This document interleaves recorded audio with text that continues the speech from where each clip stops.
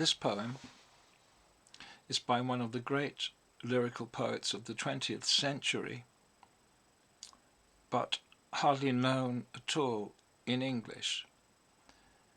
This is the great former Yugoslav and now Croatian poet Tin Ujević. He was born in 1891. He died in 1955, and the poem I'm going to read was published exactly 100 years ago in 1920. I'm reading this now in the context of a project devoted to thinking about COVID in the year 2020, because although the poem was written 100 years ago, it seems extremely apposite to our situation today. The poem was translated by Dasha Malic and myself in Split in about 1988. And one of the things that we were very concerned to do was to transpose the pounding, regular rhythms of the Croatian poem directly into English. So we were translating not just the literal meaning of the poem, but also its musical feeling. Ezra Pound called this its melopoia, the melody of the poem. So in order to clarify this to you, I'm going to read the first two stanzas of the poem, 3-line stanzas, in Croatian, just so that you can get the feel of it, and then I'm going to carry on into English. So the Croatian title is Svakidašnja jadikovka, Daily Lament. Croatian. Kako je teško biti slab, kako je teško biti sam i biti star, a biti mlad, i biti slab, i nemoćan, i sam, bez igdje, i koga, i nemiran, i očajan. Daily Lament. How hard it is not to be strong.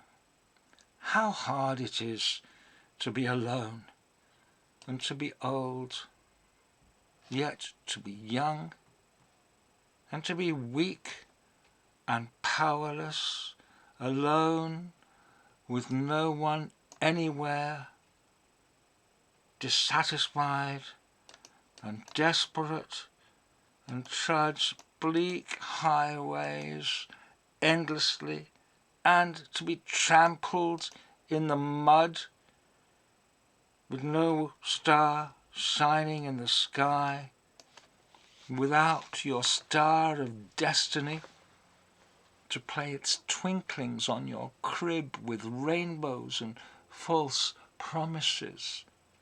Oh God, remember all the glittering fair promises with which you have afflicted me. Oh God, remember all the great loves, the great victories, the wreaths of laurel and the gifts, and know you have a son who walks the weary valleys of the world among sharp thorns and rocks and stones, through unkindness and unconcern, with his feet bloodied under him, and with his heart an open wound. His bones are full of weariness, his soul is ill at ease and sad, and he is neglected and alone, and sisterless, and brotherless, and fatherless, and motherless, with no one dear and no close friend, and he has no one anywhere, only thorn twigs to pierce his heart, and fire blazing from his palms. Lonely and utterly alone, under the hemmed-in vault of blue, on dark horizons of high seas, who can he tell his troubles to, when no one's there to hear his call, not even fellow wanderers? Oh God, you sear your burning word too hugely through this narrow throat and throttle it inside my cry. An utterance is a burning stake, though I must yell it out, I must, or like a kindled log, burn out. Just let me be a bonfire on a hill, just one breath in the fire, if not a scream hurled from the roofs. Oh God, let it be over with, this miserable wandering under a vault as deaf as stone.